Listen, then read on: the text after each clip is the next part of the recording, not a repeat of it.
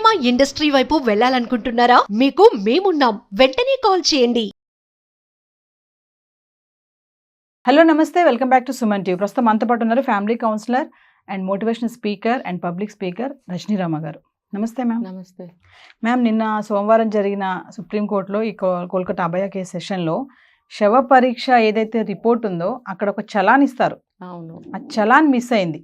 అదొకటే కాదు, మనం ఫస్ట్ నుంచి అనుకుంటూనే ఉన్నాం, ఏ ఆధారాన్ని ఉంచారు గనక ప్రతి ఒక్కటి మిస్ అవుతానే ఉంది. పోలీస్ కూడా ఇక్కడ నెగ్లిజెన్స్ అయితే ఉంది అని చెప్పేసి సుప్రీం చాలా సీరియస్ అయింది. మరి అసలు నేను అక్కడ ఏం జరిగింది ఏంటి, ఎందుకు ఆ చలాన్ మిస్ అవ్వడం ఏంటి, వీటి గురించి ఏం చెప్తారు? వీళ్ళు మనకి తెలిసి వాళ్ళు పోస్ట్ మార్టం చేసినప్పుడు నార్మల్ పోస్ట్ మార్టం చేసేసారు. ఇప్పుడు ఈ కేసు ఇలా మలుపు తిరుగుతుంది, లేకపోతే ముందే తెలిసింది అనుకోండి ఇది హత్య, ఇది ఇంత పెద్ద వ్యవహారం జరుగుతుంది అని అన్నప్పుడు, అంటే అప్పటికి ఇంకా ఆ విషయాలు అన్ని బయటికి రాలేదు మనకు అప్పుడు. అందుకని నార్మల్గా చేసేసి నార్మల్గా చలాన్ చేసి మామూలుగా పంపించేశారా? అసలు ఒక సెక్యూరిటీ, ఒక పోలీసు అండర్లో జరగాలి ఇవన్నీ. మరి ఒకవేళ పోలీసులు ఉంటే కూడా వాళ్ళ యొక్క నెగ్లిజెన్సీ వల్ల ఇలాంటి దీన్ని కూడా మాయం చేశారా? దీన్ని మాయం చేయవలసిన అవసరం ఏముంది? ఇప్పుడు గవర్నమెంట్ హాస్పిటల్స్ కానీ ఏ హాస్పిటల్ అయినా ఒక డెడ్ బాడీని తీస్తున్నారు అని అంటే దానికి సంబంధించినవి ఇస్తారు. అప్పుడు వాళ్ళ ఫ్యామిలీస్కే కానివ్వండి, లేకపోతే ఇటువంటి కేసుల్లో పోలీసులకి కానీ వాళ్ళు అందజేస్తారు. అవి భద్రంగా పెట్టవలసిన పూచి అక్కడ పోలీసులు ఉంటే పోలీసులు, బంధువులు ఉంటే బంధువులు జాగ్రత్తగా పెట్టుకోవాలి. మరి ఇది అంత పెద్ద ఇంపార్టెంట్ విషయాన్ని ఎందుకు వీళ్ళు మాయం చేశారు, ఎందుకు అంత నెగ్లిజెన్సీ అనేది? అందుకనే కదా ఇప్పుడు ఈ కలకత్తా పోలీసు వాళ్ళని తీసేసింది. అందుకే ఈ కేసుని సుప్రీంకోర్టు వీళ్ళకి సిబిఐ వాళ్ళకి ఎందుకు ఇచ్చిందంటే ఇలాంటి మొత్తం నెగ్లిజెన్సీస్ అన్ని ఇలాంటివన్నీ జరిగాయి కాబట్టి వీళ్ళని తీసేశారు అక్కడి నుంచి. నా సెషన్లో కూడా మేడం సుప్రీం చాలా సీరియస్ అయింది. ప్రతి ఒక్కటి కూడా ఇక్కడ ఏది సరిగ్గా లేదు, ఇన్ఫర్మేషన్ ఏది సరిగ్గా లేదు, ఇక్కడ పోలీసులు కూడా చాలా నెగ్లిజెన్స్ గా ఉన్నారు, ఆ చలాన్ ఎలా మిస్ అయింది, అసలు ఏంటి ఏది అడిగినా కూడా సరిగ్గా లేదు, అక్కడ ఆన్సరబుల్ గా లేదు. ఎందుకంటే నిన్న మనకి సిబిఐ నుంచి ఏమో సొలిసిటర్ తుషార్ మెహతా గారు, మళ్ళీ మన వెస్ట్ బెంగాల్ నుంచి వచ్చి సీనియర్ అడ్వకేట్ ఉన్నారు కపిల్ సిబాల్ గారు, వీళ్ళ వాదనలు వినిపించారు. ప్రతిదీ కూడా అక్కడ ఏంటంటే కన్ఫ్యూజన్ గానే ఉంది, డైలమాగానే కనిపిస్తుంది. సో మళ్ళీ ఏమందంటే సుప్రీం కోర్టు నాకు మళ్ళీ ఫ్రెష్ నివేదిక కావాలి ఖచ్చితంగా. ఎందుకంటారు, మళ్ళీ ఎందుకు అడిగారు? ఎందుకు అని అంటే ఇప్పుడు ఈ స్టేట్మెంట్స్ కానీ సాక్ష్యాల ఆధారాలు కానీ ఏవి కూడా సరిగ్గా లేవు. ఒక కంక్లూజన్కి వాళ్ళు రావాలి అని అంటే కేసుని కంక్లూడ్ చేయాలన్నా ఒక ఆధారం ఒక చూపించాలని వాళ్ళకి అర్థం కావట్లేదు. ఇది తలా తోకాలేని సాక్ష్యాలు, ఆధారాలు ఇవన్నీ కూడా వాళ్ళకు కూడా డెసిషన్ తీసుకోవడానికి వాళ్ళకి సరిపోవట్లేదు. సుప్రీంకోర్టు దీన్ని సుమోటోగా స్వీకరించింది కాబట్టి పిన్ టు పిన్ అబ్జర్వ్ చేస్తుంది, ప్రతిదీ కూడా చేస్తుంది. మేము మామూలుగా వీడియోలు చేసాం, సిబిఐ చేతికి కనుక ఇలాంటి కేసులు వెళ్తే అంత తొందరగా సాల్వ్ అవ్వవు, ఇంకా అది ఆ పని అంటే అటే పోతుంది అని కొన్ని విషయాలు ఉన్నాయి మనకి, అంటే ప్రీవియస్ కేసులో చూసాం కొన్ని.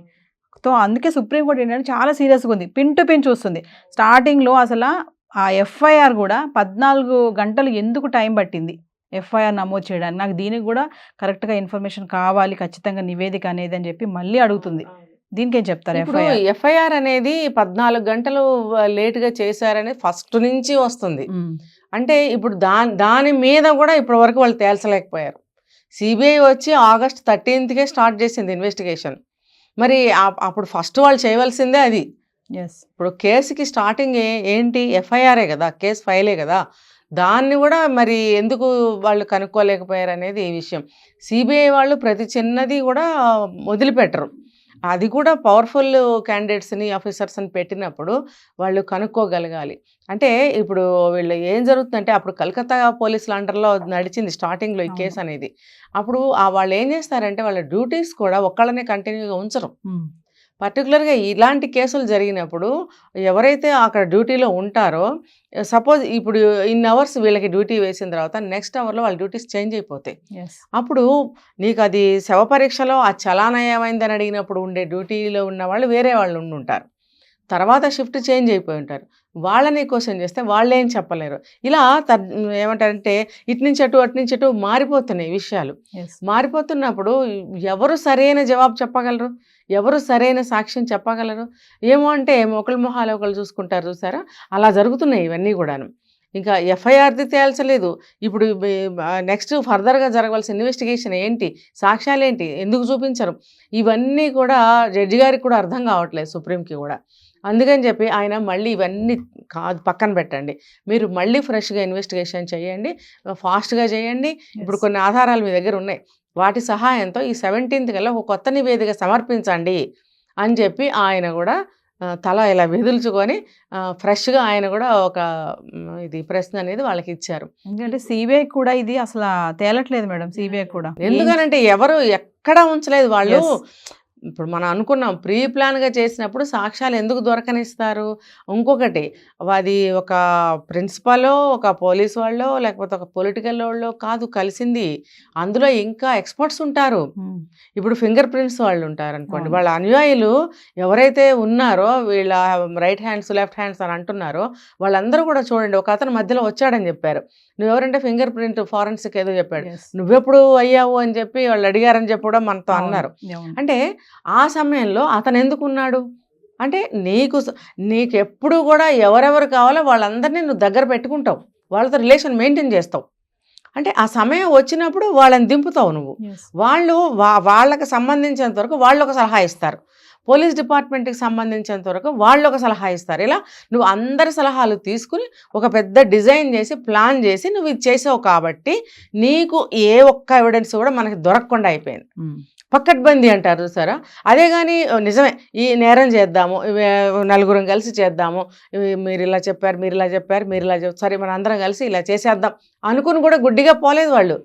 చాలా అంటే చాలా ఒక ఎక్స్పర్ట్స్ని తీసుకున్నారు, ఇందులో ఎక్స్పర్ట్స్ని తీసుకుని ఈ నేరం చేశారు. పోలీసులు కూడా స్టార్టింగ్ నుంచి మనం అనుకున్నట్టే మేడం, నిన్న సుప్రీం కూడా సీరియస్ అయింది. మెయిన్ ఏంటంటే పోలీసులు కూడా కొన్ని విషయాలు పాటించలేదు.